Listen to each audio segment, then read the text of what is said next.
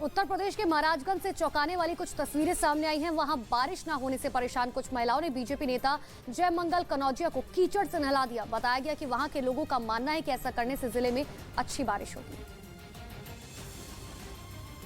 जिसके लिए उन्होंने अपनी पुरानी परंपरा को निभाया। लोगों ने बीजेपी नेता और उनके इलाके के विधायक जयमंगल कनौजिया के बीच उनके पहुंचते ही उन्हें कीचड़ से नहला दिया।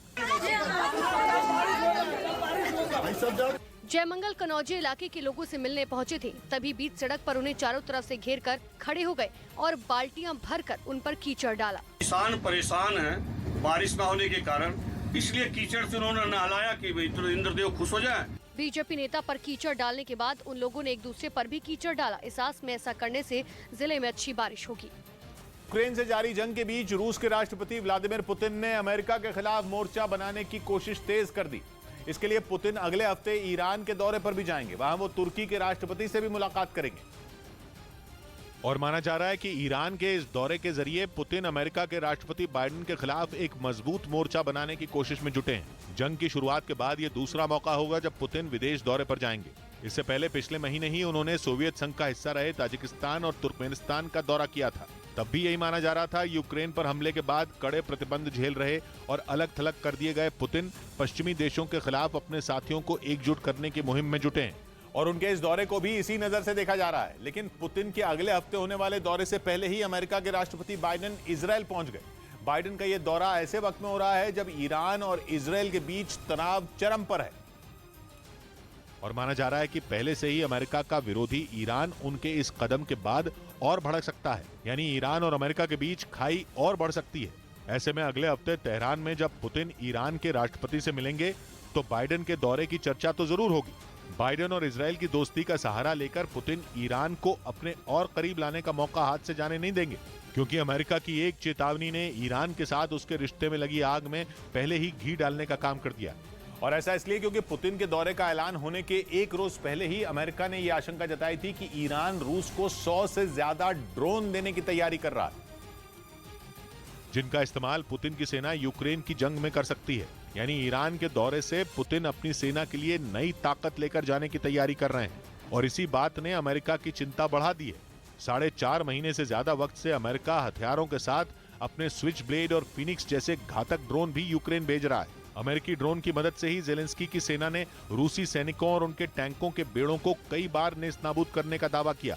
अब अमेरिका की परेशानी यह है कि पुतिन के दौरे के बाद अगर रूस को भी ईरान ने बड़ी संख्या में ड्रोन दे दिए तो फिर यूक्रेन के लिए जंग और मुश्किल हो जाएगी, क्योंकि हाल के दिनों में ईरान ने भी अपनी सेना की ताकत बढ़ाने के लिए ड्रोन जैसा खतरनाक हथियार बनाना तेज कर दिया है।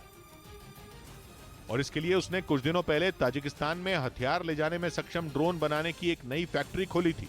बताया गया था कि उस फैक्ट्री में ईरान अबाबील 2 ड्रोन बनाएगा। अबाबील 2 ड्रोन भी अमेरिका के स्विच ब्लेड ड्रोन की तरह ही काम करता है। वो निशाने पर खुद गिरकर फट जाता है और उसे तबाह कर देता है। साथ ही अबाबील 2 ड्रोन एक जासूस की तरह अपने टारगेट पर 200 किलोमीटर दूर से नजर भी रख सकता है। माना जा रहा है कि पुतिन अपनी सेना के लिए ईरान से अबाबील 2 का तोहफा ले जा सकते हैं ताकि यूक्रेन के युद्ध को जल्द खत्म करने में मदद मिल सके। वहीं अपने ईरान दौरे में पुतिन तेहरान में तुर्की के राष्ट्रपति से भी मिलेंगे। नेटो का सदस्य देश तुर्की जंग में बारकताश जैसा घातक ड्रोन यूक्रेन भेजकर उसकी मदद करता रहा है और उसके इसी खतरनाक ड्रोन ने यूक्रेन में जंग के मैदान में कई बार अपना लोहा मनवाया। तुर्की का ये ड्रोन रूसी सेना के लिए युद्ध में किसी मुसीबत से कम नहीं रहा और अब यूक्रेन के मददगार तुर्की के राष्ट्रपति से पुतिन खुद मिलने जा रहे हैं। कहा जा रहा है कि इस मुलाकात में अनाज संकट से जूझ रहा तुर्की पुतिन से मदद मांग सकता है। तुर्की यूक्रेन से गेहूं खरीदना चाहता है, लेकिन रूस की घेराबंदी के कारण यूक्रेन चाहकर भी निर्यात नहीं कर पा रहा है। ऐसे में माना जा रहा है कि तुर्की पुतिन से काला सागर से निर्यात में आने वाली बाधा हटाने पर बात कर सकता है। माना तो यह भी जा रहा है कि इसके बदले में पुतिन तुर्की से यूक्रेन को हथियारों की मदद रोकने को कह सकते हैं। राजस्थान के टोंक से चौंकाने वाली कुछ तस्वीरें सामने आई। वहां अतिक्रमण का विरोध करने वाले व्यापारी पर बदमाशों ने जानलेवा हमला कर दिया। आरोप दरअसल यह है कि कुछ लोग जिले के एक शमशान घाट की जमीन पर अवैध रूप से कब्जा करके बैठे थे। जिसका इस व्यापारी ने विरोध किया तो एक आदमी ने उस पर हमला बोल दिया। ये घटना वहां लगे कैमरे में कैद हो गई, जिसमें दिखा कि आरोपी मोटरसाइकिल से वहां पहुंचा और व्यापारी पर दुकान में घुसते ही डंडे से वार करना शुरू कर दिया। लेकिन उस कारोबारी ने भी हिम्मत दिखाई और आरोपी को ऐसा करने से रोकने लगा। इस दौरान हमलावर नीचे जमीन पर गिर गया, लेकिन फिर उठ खड़ा हुआ। वो भी लगातार व्यापारी पर हमले की फिराक में था। काफी देर तक उसके दुकानदार से बहसबाजी भी जारी रही। हालांकि बाद में दुकानदार ने उसे बाहर की तरफ धकेल दिया। वहीं बताया गया कि पुलिस ने इस हमले की जानकारी मिलने के बाद आरोपी को गिरफ्तार कर लिया। उधर उत्तर प्रदेश के मैनपुरी में भागवत कथा के बाद हुई फायरिंग का एक वीडियो तेजी से वायरल हो रहा है, जिसमें कई लोग हवाई फायरिंग करते दिखाई दिए, जबकि उनके आसपास लोगों की भारी भीड़ नजर आई। सामने आए वीडियो में पेड़ पर लटकी मटकी पर कुछ लोग फायरिंग करते दिखाई दिए। राइफल के साथ मौजूद लोगों ने बारी बारी से मटकी पर निशाना लगाया। मटकी फोड़ने के लिए एक के बाद एक कई राउंड फायरिंग की गई। बताया गया कि ऐसा एक पुरानी परंपरा के तहत किया गया।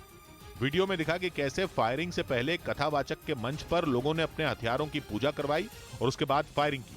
दावा है कि वायरल हो रहा वीडियो काफी पुराना है, लेकिन जैसे ही पुलिस को इसके बारे में जानकारी मिली, उसने जांच शुरू कर दी। इस तरह की कोई भी हर्ष फायरिंग या कोई फायरिंग करने के लिए मनाही है और इसमें जांच के बाद जो लोग आएंगे उनके खिलाफ कार्रवाई कराएंगे।